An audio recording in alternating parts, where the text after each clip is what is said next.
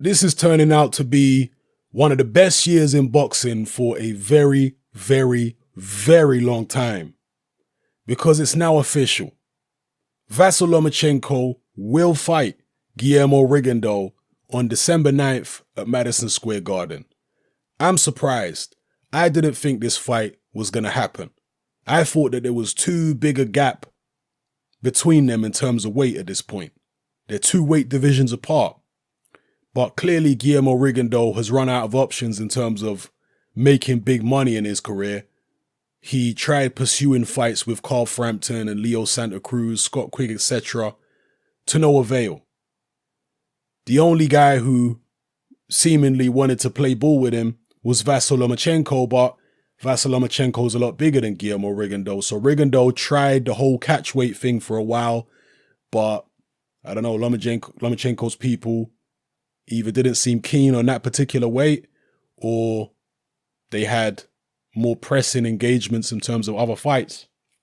Whatever the case may be, the fight's happening now. Rigondeaux knows he ain't going to get a big payday nowhere else. So he's going to have to gamble. This fight will be at 130 pounds, so Rigondeaux is moving up 2 weight divisions. There's no catch weight in place as far as I'm concerned. I don't know, because it don't specify in any of the articles I've read, if there's going to be a rehydration clause in place, though. There's no catch weight, but there might be a rehydration clause. I don't know. Vasyl Lomachenko is way bigger than Guillermo Rigondeaux, naturally. He was a lightweight in the amateurs, and he turned pro, in his mid-20s, early mid-20s. Coming out of the amateurs as a lightweight.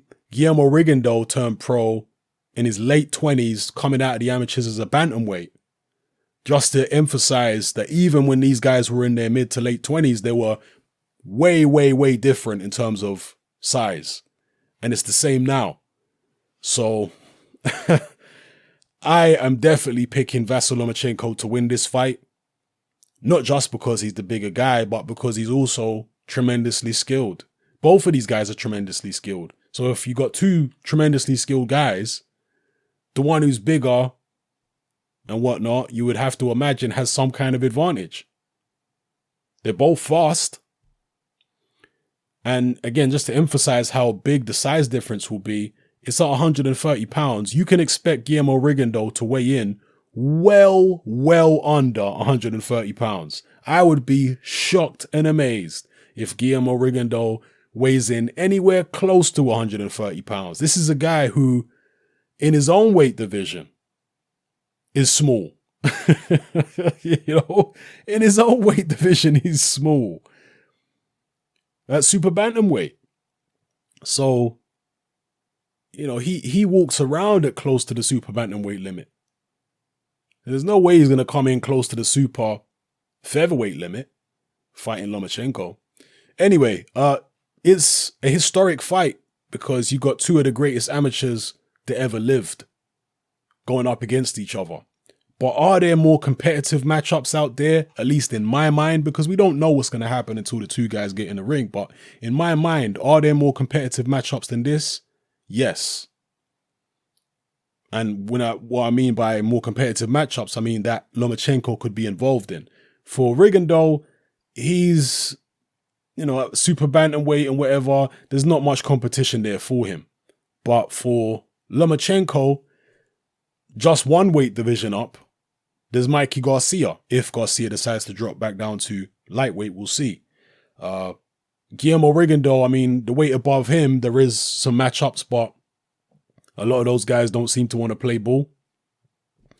So I guess in some way, this was the only thing that either one of these guys could do. Lomachenko's got options, but he's always liked the idea of this fight for legacy. So, he's thinking, all right, December, who else could I get in there for December? Salido? Yeah, I want revenge over Salido, but would I really get as much kudos for beating Salido as I would get for beating Rigondeaux? Probably not. Salido is somebody who I would like to beat, and maybe some people think I should beat for legacy. But if I do beat him, they'll just say, oh, well, we expected you to beat him. First time around, he was dirty, and, You were just getting used to the pro game, so, you know, whatever. So maybe he thinks, as I say, he'll get more kudos for beating Rigondeaux. Anyway, let me not waffle on too long about this particular fight. I know a lot of you are going to be excited for it. I know a lot of you actually believe that Rigondeaux has a much better chance than I'm giving him. And maybe he does. One person rightly pointed out that Rigondeaux's actually got a significantly longer reach than Vasyl Lomachenko. And I looked it up on BoxRec, indeed he does. Whether that equates to longer arms or not, I'm not sure, although I suspect it probably does. So the longer arm guy, the much shorter guy, he'll be ducking underneath, you know, slipping and rolling and trying to get that left hand off. Will his left hand be hard enough to get Lomachenko's respect? Two southpaws. I don't know. Rigondeaux is a deceptively hard puncher. That's one thing I can say. He's not a very high volume guy, and he's not a guy who goes for the kill a lot of the time in fights. You don't necessarily have the most, I mean, he's a mean guy, but he's a cautious guy. He's not going to let his hands go unless he really, really feels like he either has to or that it's safe enough to do so. So that's why he doesn't necessarily have that many KOs. But whenever he cracks somebody clean with that left hand, believe you me, he gets their attention. He got Nonito Donair's attention very quickly in the first round when they fought with that big left hand. He put Donair in his place and let him know what kind of fight this was going to be. Donair probably early on thought, I can just walk forward and blast this guy. He's smaller than me. I've been blasting out smaller guys for a long time. I'm going to do the same thing here. He tried it with Rigondeaux. Rigondeaux was like, not tonight. Not tonight. Hold this left hand. Don't get too close. Don't get too close now. Yeah, the left hand is serious. I got some mustard on this left hand. So just play your position. And it worked. Will it work against Vasyl Lomachenko? Remains to be seen. Let me know what you feel about this fight in the comment section below, people.